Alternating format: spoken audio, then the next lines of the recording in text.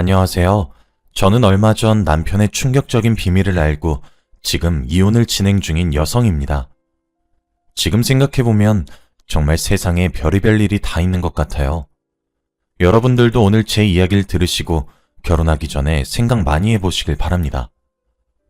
저는 우선 남편과 30대에 만났어요. 그때 저는 평범한 직장인이었고 남편은 공무원이었죠. 그 당시에 공무원이라고 하면 안정적인 직업에 공부도 나름 열심히 한 남자라고 생각해서 남편을 처음 봤을 때부터 호감이 있었습니다.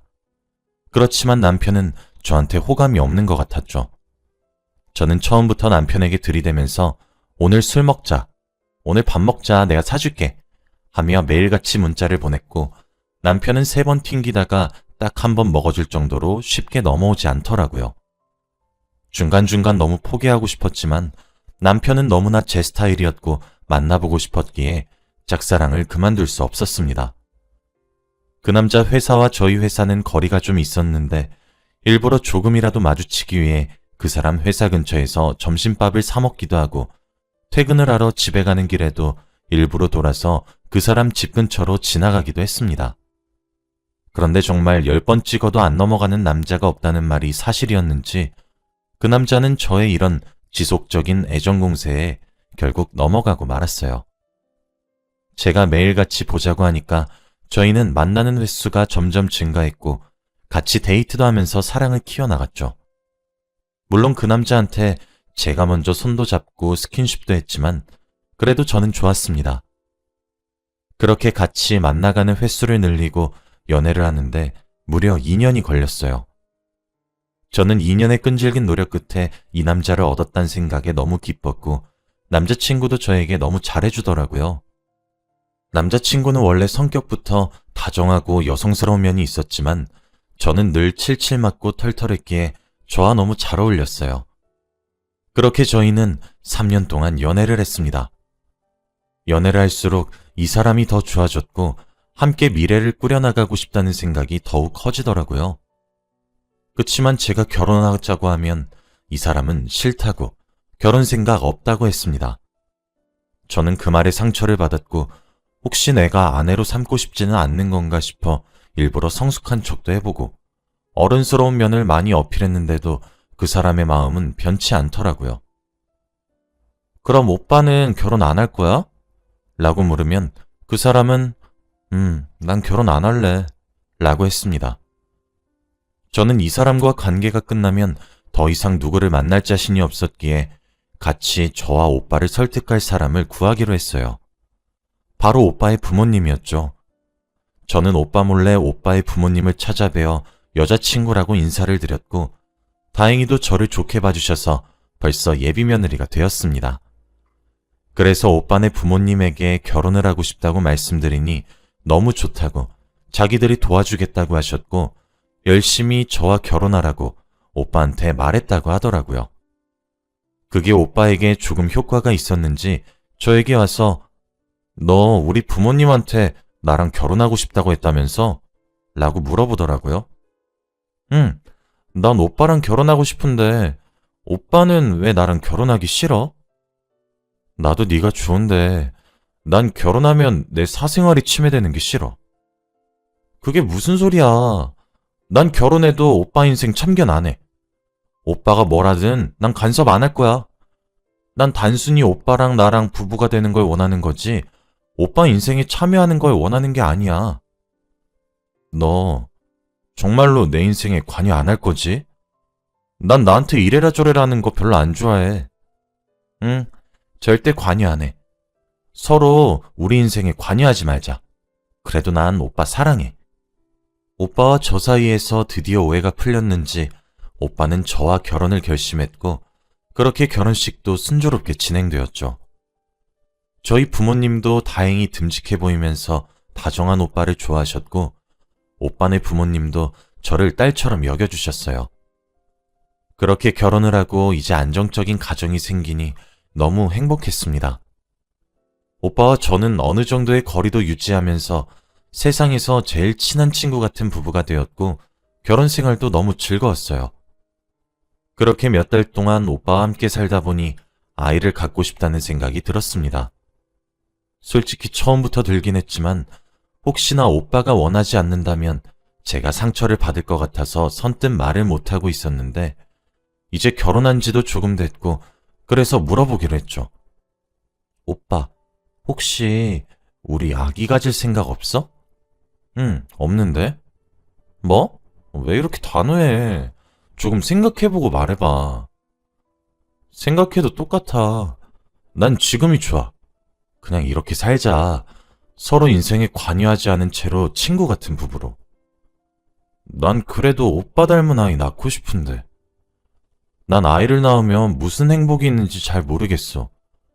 매일같이 울기나 하고 돈만 나가고. 차라리 그 돈으로 옷을 사입고 여행을 가든지 하지. 오빠는 아기가 마냥 귀찮다는 식으로 이야기했고, 아기가 생겨도 자기는 부성애가 없을 것 같다며 임신을 반대했어요. 그런데 저는 포기하지 않았습니다. 저도 어렸을 때는 오빠와 같은 생각을 했었는데, 시간이 지날수록 아이들이 너무 귀엽고 얼른 가정을 꾸리고 싶다는 생각을 많이 했거든요. 그래서 오빠도 저처럼 생각이 변했으면 좋겠다는 마음에 일부러 오빠 옆에서 아기 관련된 영상도 많이 보고 이야기도 많이 꺼냈습니다. 그런데 그럴 때마다 오빠는 조금 더 생각해보자 라고만 할 뿐 깊은 이야기를 하지 않더라고요. 저도 이제 40살이 다 되어가는 나이인데 지금 임신 계획을 세워도 임신이 될지 말지 불분명한데도 이렇게 오빠가 피하기만 하니까 너무 막막했습니다. 분명 오빠 주위에도 아이를 낳은 친구들이 수두룩 빽빽할 텐데 말이죠. 그런데 오빠는 제가 옆에서 아이에 관련된 동영상을 보고 웃고 있으면 오빠는 다른 영상을 보고 웃고 있었습니다.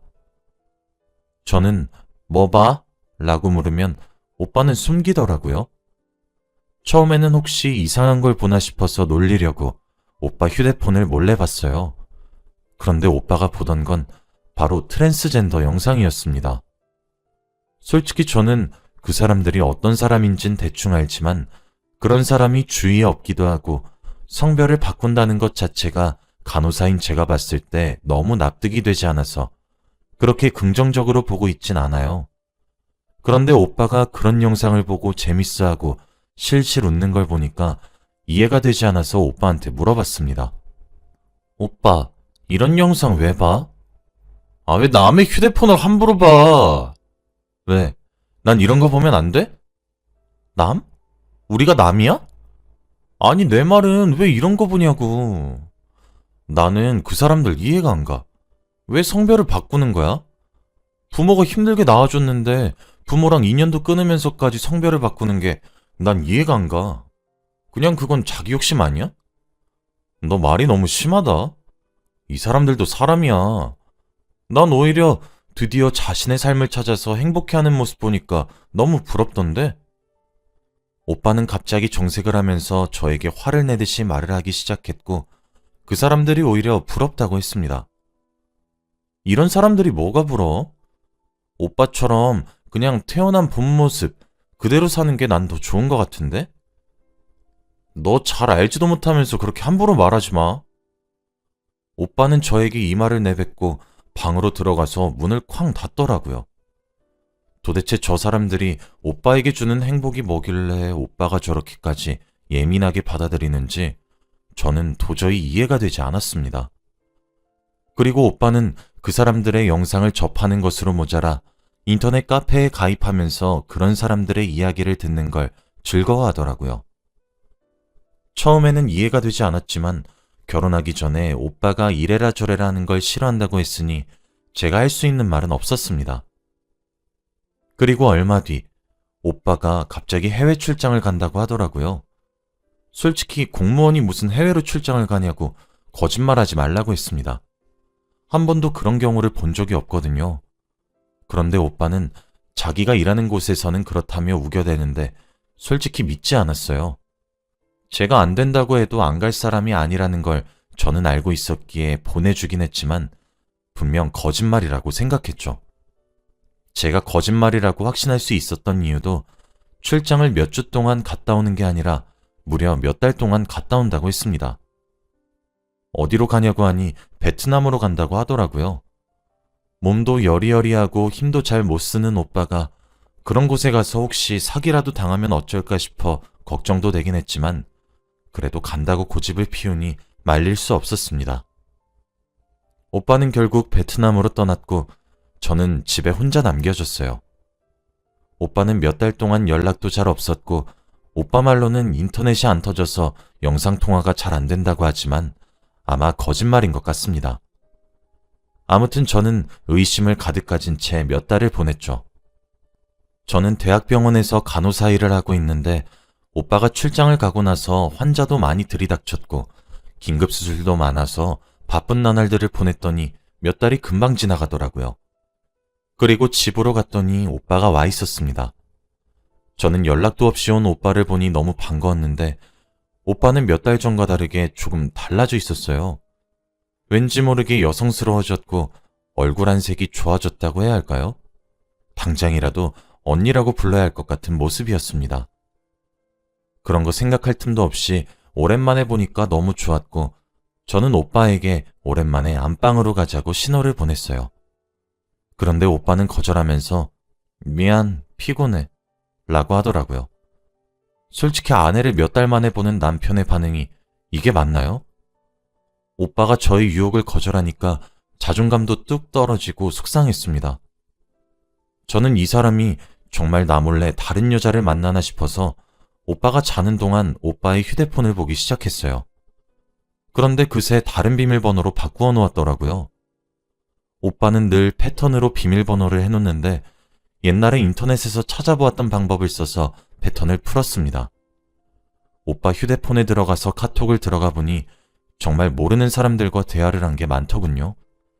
그동안 나랑 연락도 잘 안 해줬으면서 다른 사람들과 이렇게 친하게 대화하는 거 보니까 속상했어요. 그리고 동호회 같은 것도 들었더라고요. 잘 알진 못하지만 남자와 여자 다 같이 있는 그런 동호회였습니다. 오빠가 저와 결혼해주기 전에 이래라 저래라 하는 거 싫고 인생에 관여하지 말라고 한 게 다 이렇게 살기 위해서 그랬나 봅니다. 과거에 저는 오빠한테 완전 미쳐 있었고 오빠가 아니라면 결혼을 하고 싶지도 않았어요. 그래서 잠시 잘못된 선택으로 오빠와 결혼한 것 같습니다. 오빠가 집에 돌아와서도 저희의 애정은 불타오르지 않았죠. 저는 3교대 일을 하고 있어서 새벽에 출근하거나 저녁에 출근하거나 매일 출근 시간이 다 달랐고 오빠는 회사에서 일도 하고 주말엔 동호회 사람들이랑 만나기도 해서 서로 집에서 마주칠 일도 별로 없었죠. 같이 한 식탁에 앉아서 밥을 먹었던 때가 언젠지도 잘 모르겠습니다. 아무튼 그렇게 몇 달간을 서로 안부 인사도 하지 않은 채 산 것 같아요. 정말 어른들이 말하는 배우자가 동거인이 된다는 게 바로 이런 거구나를 뼈저리게 느꼈습니다. 저도 더 이상 오빠에게 매달릴 힘도 없었고 오빠도 지금처럼 서로에게 관심 없는 삶을 살아가는 게 더 좋다고 느끼는 것 같았죠. 그렇게 저희는 각자의 삶을 살아가고 있었습니다. 저는 이제 나이도 많이 먹고 그래서 수간호사로 승진을 했고 응급실을 총괄하게 되었어요. 새벽의 응급실은 정말 전쟁통과도 다름없는데 다른 곳보다 응급실이 제 체질에 더 잘 맞기도 하고 다른 사람들은 응급실을 하고 싶어 하지 않아서 제가 할 수 있었습니다. 그런데 이날 저와 남편의 사이는 끝이 나고 말았어요. 다들 저희 병원 사람들은 저희 남편의 얼굴을 압니다. 결혼식 할 때도 온 적이 있기도 하고 제가 하도 남편 이야기를 많이 해서 다 알거든요. 그런데 그날 새벽에 구급차로 저희 남편이 실려왔습니다. 새벽에 어딜 갔다가 오는 건지 교통사고가 크게 났다고 하는데 다리에 피가 철철 흐르더라고요. 저와 동료 간호사들은 당장 급한 치료부터 하기 위해서 남편의 바지를 쓱 벗기려고 하는데 그때 남편이 소리를 치면서 안 되라고 하는 게 아니겠습니까? 저는 그래도 남자라고 여자 간호사가 있어서 부끄러워 그런 줄 알고 남자 간호사와 저만 있는 채로 커튼을 친 채로 남편이 입고 있는 바지를 내렸습니다. 그런데 바지를 내리니 아주 충격적인 것이 있었어요. 정말 지금 생각해도 얼척이 없는데 바로 남편이 여자 옷을 입고 있었거든요. 저와 남자 간호사 2명은 서로 당황한 채로 아무것도 하지 못했고 너무 급하니 처치부터 하자는 생각으로 급하게 정신을 차린 채 피가 나는 부위를 치료하기 시작했어요. 의사 선생님께서 내려오시기 전까지 지혈을 하고 남자 간호사를 밖으로 내보낸 채 남편과 단둘이서 커튼 속에서 이야기를 하기 시작했어요. 오빠, 이거 뭐야? 왜 여자 옷을 입고 있는 건데? 나중에 다 설명할게. 어차피 다 말하려고 했어. 아니, 그리고 왜? 왜 아래가 없어? 도대체 무슨 일인데? 나중에 다 설명할게. 남편은 여자 옷을 입은 것으로도 모자라 수술까지 했던 겁니다. 저는 이게 도대체 무슨 상황인지 당황스럽기만 했고, 간호사들도 저에게 아무것도 묻지 않더라고요. 그때 마침 의사 선생님께서 내려오셔서 바로 수술을 진행했고, 저는 수술실 밖에서 남편을 기다리며 제가 보았던 것을 다시 상상했습니다. 그렇지만 제 상식선으로는 도저히 이해가 되지 않았고, 어떻게 된 일인지 믿기 힘들더라고요. 그렇게 몇 시간이 지나서 수술이 끝나고 의사 선생님께서 나오셨는데 표정이 좋지 않으셨습니다. 수술은 잘 끝났지만 혹시 남편분이 얼마 전 성전환 수술을 하셨나요? 네? 그게 무슨 소리세요? 아니, 수술하면서 알게 된 사실인데 이미 여성 호르몬 주사도 많이 맞으셨고 그 수술도 다 끝낸 상태였는데 혹시 모르셨나 싶어서. 성전환 수술이라고 하면 남자에서 여자로 성별이 바뀌는 그 수술 말씀하시는 거예요? 네. 우선 지금 남편분 중환자실로 옮겼으니까 가서 이야기 좀 나누어 보세요. 그렇게 의사 선생님은 자리를 뜨셨고 저는 다리가 덜덜 떨리는 채로 상황을 다시 곰곰이 생각하기 시작했어요. 남편이 여자라뇨? 어떻게 저한테 이런 일이 생길 수 있나요? 이 남자가 너무 좋아서 결혼을 했는데 결혼 후 남편은 여자가 되었다고 합니다. 남편이 저와 결혼도 하기 싫어하고 아기도 낳기 싫어했던 게 바로 이것 때문이었나요? 그리고 트랜스젠더인지 뭔지 아는 영상을 보낸 것도 다 저번에 그렇게 정색하며 화를 냈던 것도 다 자기 일이라서 그랬던 거겠죠. 저는 식은땀이 줄줄 흘렀고 중환자실로 가는 내내 손과 다리가 너무 떨려서 걷지도 못했습니다. 주위에 지나가던 동료 간호사가 제 안색이 좋지 않으니 와서 도와주었고 겨우 중환자실로 갈 수 있었습니다. 남편은 아직 마취에 깨어나지 않아서 잠을 자고 있더라고요. 저는 정말 당혹스러움을 감추지 못했습니다. 그렇게 몇 시간 동안 허공만 바라보면서 남편이 일어나길 기다렸어요. 남편은 몇 시간 뒤에 일어났습니다. 저를 보자마자 안색이 좋지 않은 걸 보고 당신한테 말하러 가는 길이었어 라고 하더라고요. 제가 집에 있는 줄 알고 말하러 가기 위해 과속을 하다가 교통사고가 났다고 합니다. 제가 아무 말도 하지 않으니 더 과관인 이야기를 하더라고요. 사실 당신과 결혼을 하지 않겠다고 한 이유도 이것 때문이야. 난 여자가 되고 싶었거든. 근데 집에서 반대도 너무 심하고 사회적으로 아내가 있는 남편이 보기 좋으니까 결혼한 거야. 당신도 나한테 많이 매달리기도 했고. 그래서 각자 살면 괜찮을 줄 알았어. 근데 전혀 괜찮아지지 않았고 나는 수술을 결심했지. 그때 베트남으로 출장 간다고 했던 것도 수술하러 간 거였어. 속여서 너무 미안해. 내가 진작에 말하려고 했는데 너무 무서웠어. 나와 이혼해도 좋아.